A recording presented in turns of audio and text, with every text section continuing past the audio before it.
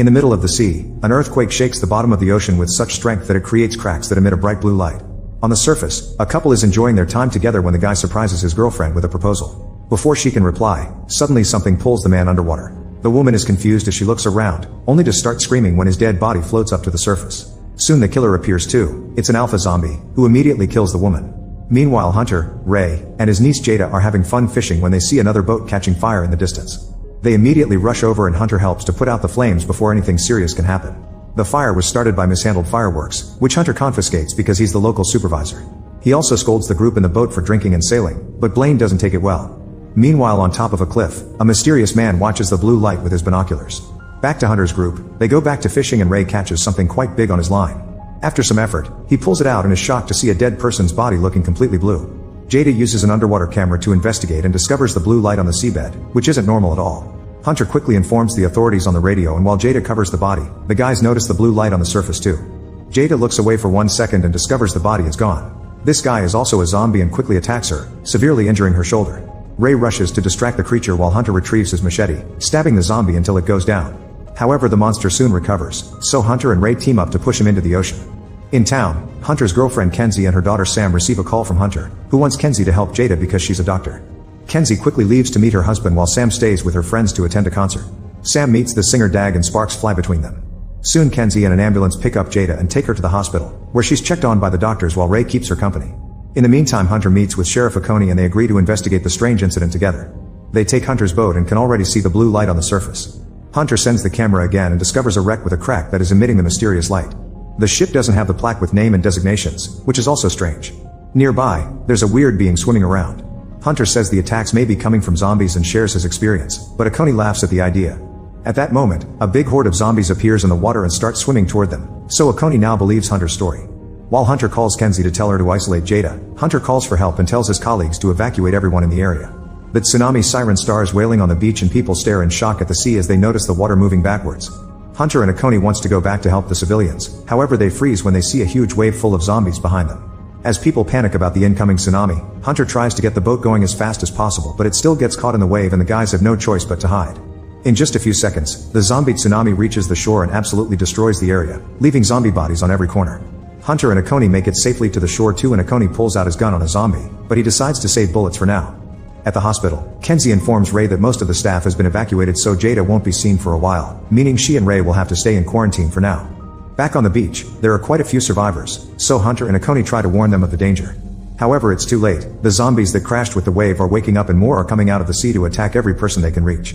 Most survivors end up becoming zombies too, making the horde even bigger.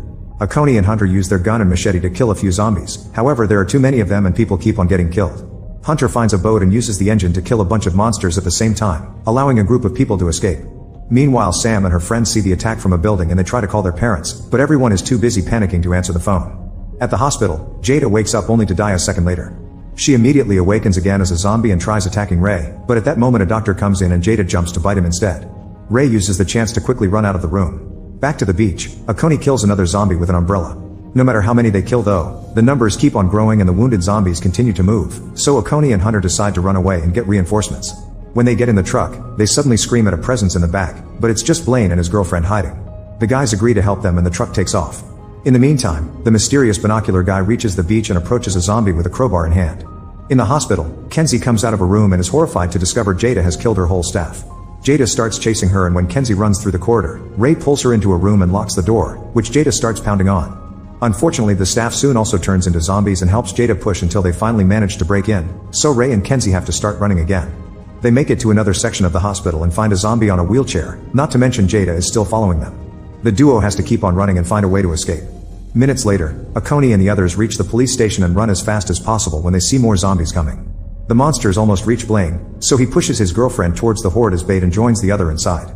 While the zombies pound on the windows, Hunter calls Blaine out for what he did, causing Blaine to snap and take a gun from an officer. He demands to have the weapons from the armory and when the others refuse, he shoots the officer. Then Blaine tries to run to the armory, so Hunter quickly knocks him out. Back to Sam and her friends, they leave the building and start running through the streets. They have to push away a zombie and the horde turns onto another running group, bringing down a few of their members. A few blocks later, Sam's group decides to hide in a market, but this place is full of zombies as well. Dag trips and hurts his ankle so Sam has to help him walk. The other guy immediately is killed and the group splits. Tani pushes a few zombies off before rushing outside while Sam and Dag run to the back. At the police station, Akoni keeps on trying to radio for help, but nobody answers. Then Akoni takes an envelope from a safe that says Revoke Pharmaceuticals and shreds it while Hunter isn't looking. Speaking of Hunter, he logs into the maritime registry and finds the ship they saw at the bottom of the sea. It's registered under Revoke Industries and its status says salvaged and junked, which means the company hid the wreckage. At that moment the zombies finally break the windows, so Hunter and Akoni go to the armory to grab weapons. Hunter is more interested in the confiscated objects and gets a cool sword with a double blade. On their way out, a handcuffed Blaine asks them to take him too, but they ignore him. Using police shields, the duo pushes their way through the horde at the door, and while Akoni shoots the closest ones, Hunter uses a bazooka to finish off the group coming from the street. Unfortunately the zombies are still moving, and to make matters worse, a second zombie tsunami is approaching.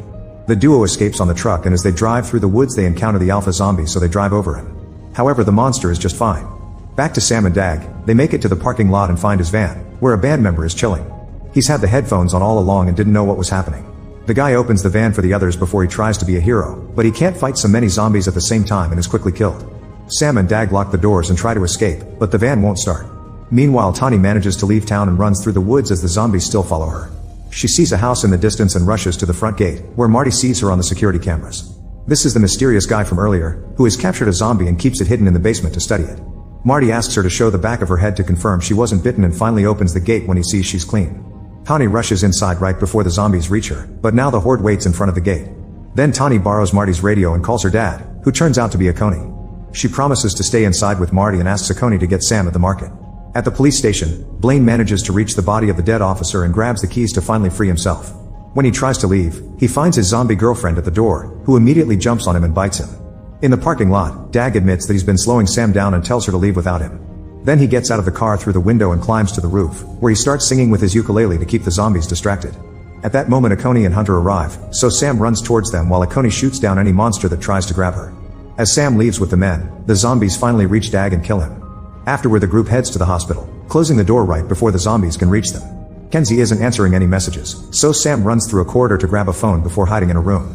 She uses it to talk through the speakers, asking her mom to find them at the second floor. The noise attracts a bunch of zombies, so Hunter and Akoni start fighting them with a gun and the fire extinguisher. Sam doesn't realize that the phone cord is stuck around her leg, and soon the monsters start pulling it from outside. A zombie breaks the door with its head, so Sam has to defend herself with a double blade. At the same time Hunter grabs 2 wires from the power box and electrocutes a zombie, which starts an electricity chain that jumps from creature to creature and kills them all. Then Kenzie and Ray arrive in the elevator. A zombie gets in Kenzie's way, so she quickly punches it down and finally reunites with her daughter while the guys lock the zombie up. The group starts making their way out and Kenzie notices that the zombies that came with the wave look different from those who were turned with a bite. She concludes those people were experimented on. Outside, Hunter brings down a few more zombies with a blade so the group can get on the truck and finally escape. Moments later they make it to Marty's house and Tani gets to reunite with her dad. She notices that Akoni has a wound and Marty freaks out, but Akoni assures them it's just a scratch and he wasn't actually bitten. Once everyone is inside, Akoni uses Marty's radio to try to ask for backup, although Marty says he hasn't been able to contact anyone since this all started. Tani realizes that they had 2 tsunamis and nobody has come to check the area, which means there's some conspiracy behind it. At that moment, the zombie prisoner breaks free from its chains as it growls. Akoni hears a noise and goes to investigate, entering the experiment room and finding the bed empty. Suddenly the zombie jumps on him and after some struggle, Akoni gets bitten. As he yells in pain, he kicks the zombie off him and the noise of the monster hitting the furniture alerts the others. The zombie hears them and goes upstairs, where the guys push it away and it ends up fighting against Kenzie. Marty immediately attacks it with his taser, instantly killing him. Ray brings Akoni upstairs and Tani takes care of his wound while Hunter connects the taser to the blade to make a more effective weapon. The group scolds Marty for hiding a zombie, so he explains he's been experimenting to learn their weakness. These zombies are full of a liquid with phosphorus, which explains the glow in the water and why electricity is the only way to truly stop them. Hunter concludes they must lure the zombies back to the water and run power to it to kill them all at the same time. They will also have to blow the wreckage so it can't make any more monsters, so Marty reveals he has a huge supply of grenades and C4. While the group starts packing up the weapons, Hunter goes outside to clear the way but the taser doesn't work. The gate suddenly opens so Kenzie comes out to help as well. She turns on the wood chipper, then she and Hunter begin fighting the zombies to throw them one by one into the chipper to obliterate them. Their teamwork is perfect and soon all the enemies are killed so the group can escape. On their way out, Kenzie tells Hunter that if anything happens to her, he should take care of Sam. Akoni soon starts feeling sick so they stop to rest in a cave. It's strange that he hasn't turned yet, and Marty explains that he wasn't bitten near his head so the infection is taking longer to reach his brain. Knowing that the end is coming, Akoni decides to confess what he knows. 30 years ago, a pharmaceutical company came to this beach to test a new anti-aging medicine in a ship away from government scrutiny. They bribed everyone to keep the secret, including the local council leaders. Akoni agreed to help because they promised to provide his wife with medical care, but sadly she died anyway. However, the medicine wasn't actually ready for human trials and caused terrible side effects, so the company shipped out the patients and the staff before sinking the ship with the infected people inside. They also removed the identification plaque because it had the company logo on it. Kenzie suspects those weren't side effects and that making weapons out of humans was the company's intentions all along. At that moment, the zombies find them and attack. Hunter finally makes the taser blade work and starts killing the creatures with Marty's help while the others run away. On the way out, Tani must leave Akoni because he finally dies, but she makes sure to put a grenade in his hand. Once all the zombies are down, Hunter and Marty join the others and get out of the cave. Before leaving, Tani watches how Akoni wakes up as a zombie, and in his last seconds of clarity, he activates the grenade.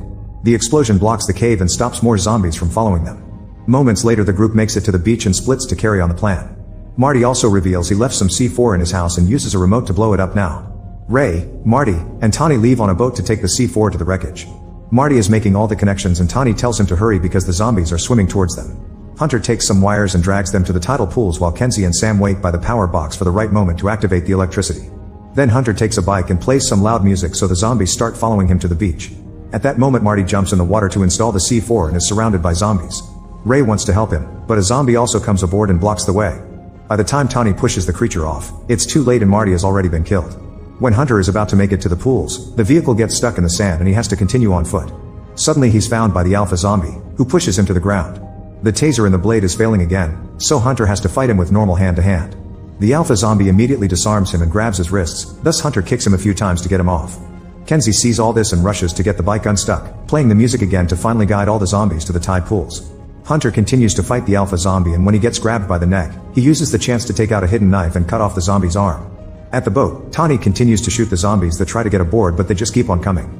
Ray gives her a life jacket and tells her to escape as her dad would have wanted, so she jumps into the sea. The alpha is still fighting Hunter, who kicks him before retrieving the blade. The taser finally works and he manages to cut the zombie's head off, kicking him into the pool at the same time that Sam finally gets the power box to work, electrocuting all the zombies in one go. Once Tani has swum far enough, Ray says goodbye to Hunter through the radio and activates the C4, dying in the resulting explosion.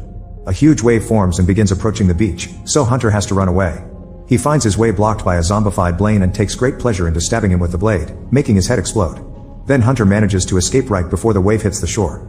He reunites with Kenzie and Sam, who are helping Tani out of the water. The couple kisses and the family watches the Coast Guard ship coming in the distance.